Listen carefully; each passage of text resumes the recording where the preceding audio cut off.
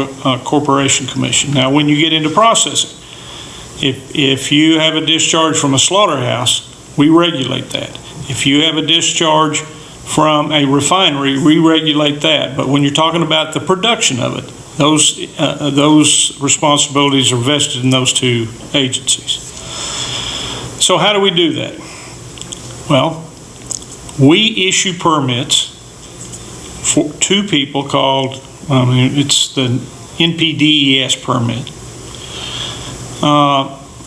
to people who are going to discharge into a water body. They're going to actually discharge some kind of processed water or from a sewage plant, for instance, into a body of water. And we issue permits that limit the amount of pollutant that can go into that water based on Derek's water quality standards. I mean, basically based for that specific stream. Now, a lot of people don't discharge into bodies of water. A lot of people retain that discharge on site in a lagoon. And when that is done, there is a state permit that is issued that is designed to protect groundwater. And that's for both municipals and industrials. So if for the city of Eufaula, their wastewater stream from their sewage treatment plant is regulated. Either as, I don't know what you have, but either as a discharge permit or as a retention lagoon by the DEQ. Okay? We also regulate stormwater, so that if you are a city of generally some size or an industry of some size, the wastewater, the stormwater that falls within your city limits has to be controlled and treated. And there's a lot of ways that gets done. That program's one of the newer ones. It's probably only, 20 years old. But we began to look at the impacts from stormwater, from storm drains, or just runoff through the city from both municipals and industrials.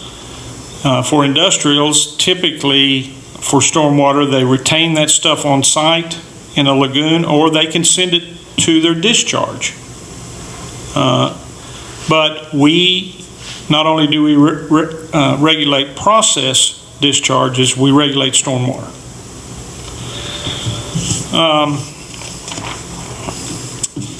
There is something in our world that is typically referred to as the EPA Dirty Water List. That is a list of streams or stream segments in this state that are not meeting their water quality standards. And it is the responsibility of the DEQ to analyze through a process called a total maximum daily load where the impacts to that water body are coming from, whether it be discharges from that I've talked about previously or from non-point sources. And if a stream segment or a lake is not meeting its water quality standard, what the DEQ has the responsibility to do is to address the point source discharge side. It is the responsibility of the Oklahoma Conservation Commission to develop management plans that address the non-point source side. Okay? So that's sort of what we do to protect the sources of drinking water through stormwater regulations, through wastewater regulations for both municipal government and industrial entities. That's our job, to make sure that from the things that we regulate, we are meeting the water quality standards set at the Oklahoma Water Resource Board, right? Yes, sir. So that's our job on source water protection. So let's get to public water supply. And that is the delivery of water from a public system, water supply system, to everybody's home. And ultimately, the responsibility of the DEQ is to ensure that the water that leaves that plant, that public water supply plant, meets a set of health-based standards that have been developed by the United States Environmental Protection Agency and adopted by the DEQ.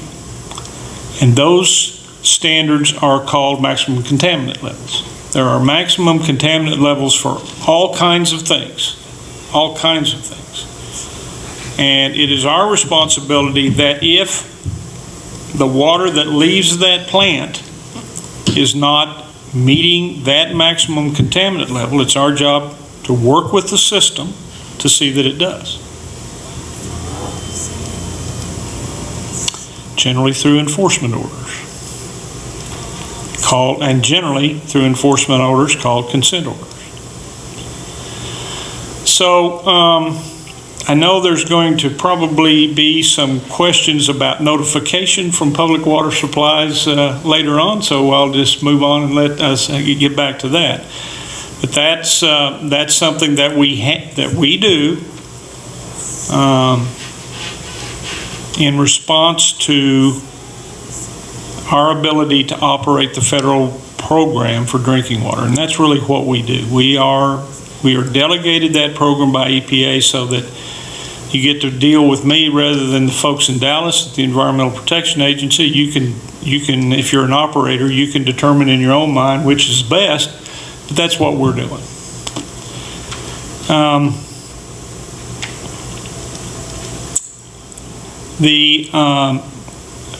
Derek mentioned the drinking water or infrastructure financing. The Drinking Water State Revolving Fund is a joint effort between the Oklahoma DEQ and the Oklahoma Water Resources Board. Generally, our role is to make sure that the engineering for a new structure is correct, and it's their job to make sure that the system meets the financing requirements of the state for that system. Now, I should go back to the public water supply system. It is also our responsibility that when a public water supply is going to make an addition or is going to do something with its infrastructure, that engineering project is done correctly. And so public water supplies are required to submit to the DEQ engineering reports and plans and specifications, and we review those to ensure that those things, once they're in the ground, are going to work properly, because quite frankly, the worst thing that can happen is that somebody goes out and builds a system and spends who knows how much money, and it turns out the system doesn't work. Now, I think it is sometimes a time-consuming process that people get very irritated, I would tell you, with us in our review process, and maybe rightfully so. But all of that is done to ensure that when those pipes and those projects within a treatment plant are done, that they work. And you don't have to spend money going back to fix them. The other piece that we do for drinking water systems is that we certify operators.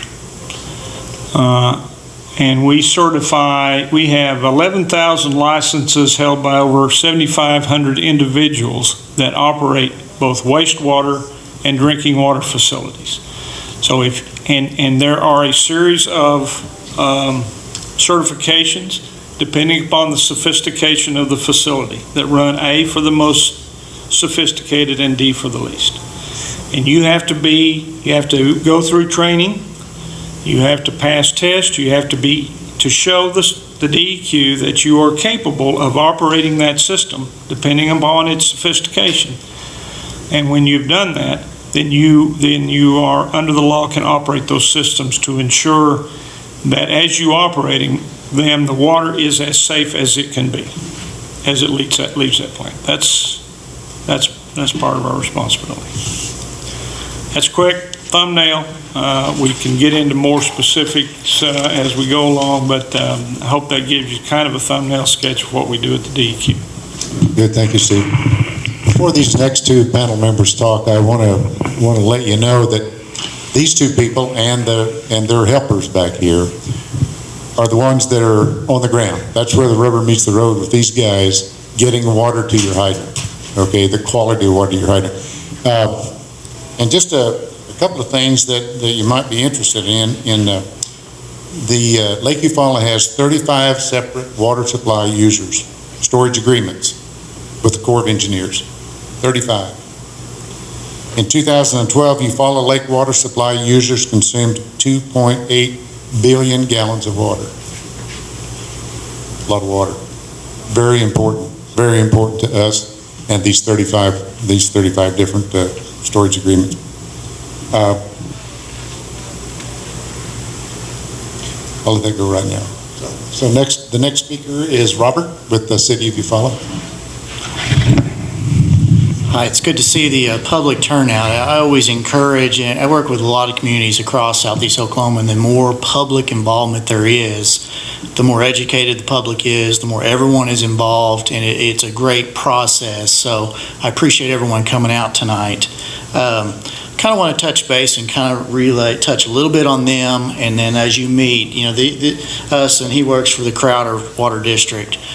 You know, this is where the rubber meets the grounds, where we take the state rules, the state regulations, and actually apply them to, in particular, the City of Eufaula, and in particular other districts as well. We talked about source protection, where OWRB is involved with the source protection.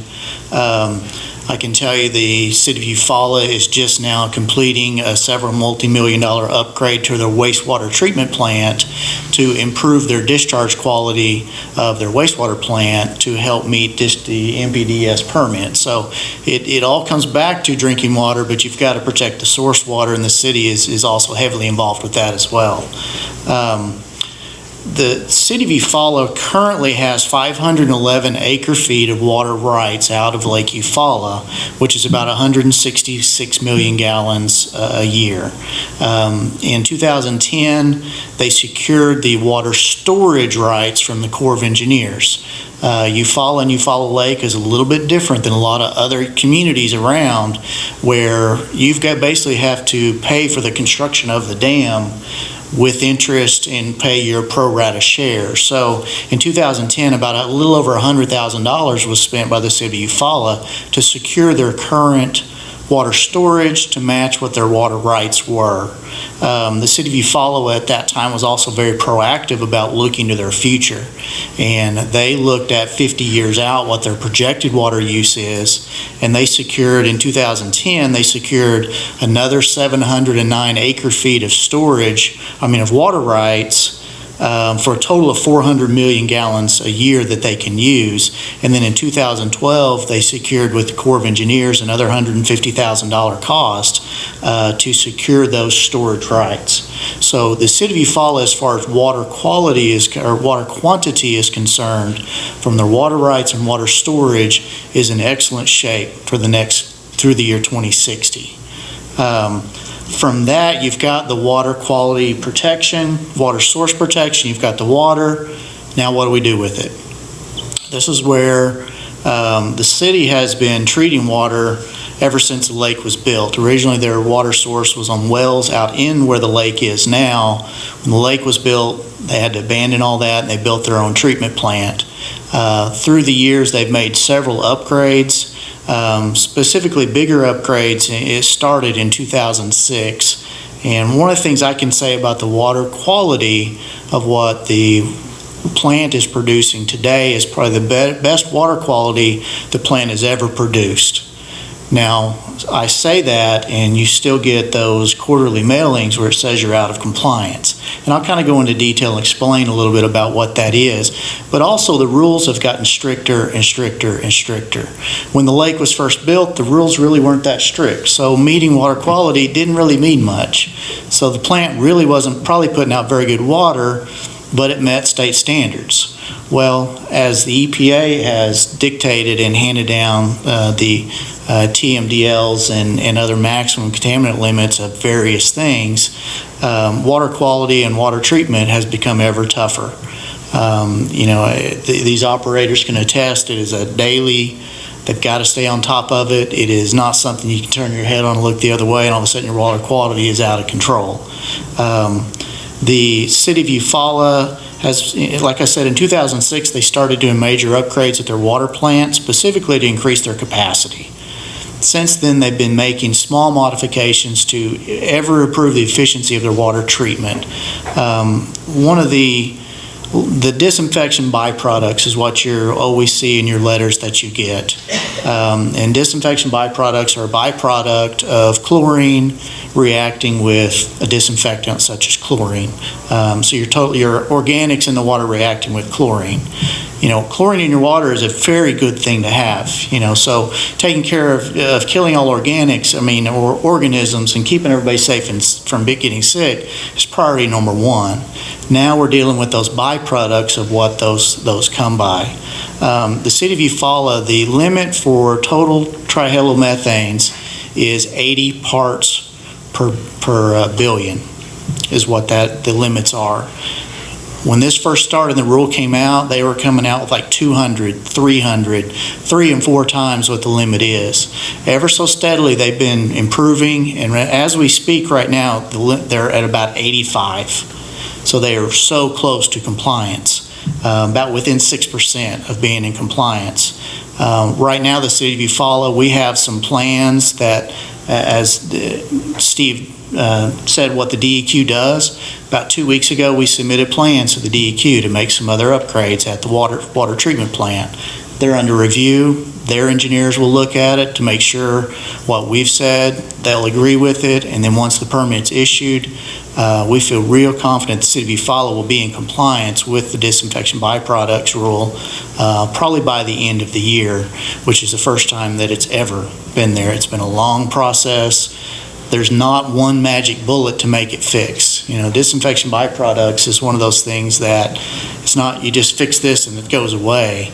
Of the 32, you mentioned the 32 systems that pull water out of Lake Eufaula, we've either worked with or researched and looked at. The majority of those are out of compliance, but they're all a lot better than they were when the rule first came out. As far as anything on the city of Eufaula goes, I guess I'll pass on to Dennis here to talk about Crowder, and then we'll open the floor up for questions later. Thank you. Well, my name is Dennis Millett, and I run the water district over Crowder. Now, I'm kind of a visual person, so I'm going to show you something here. My job is basically to take water out of the lake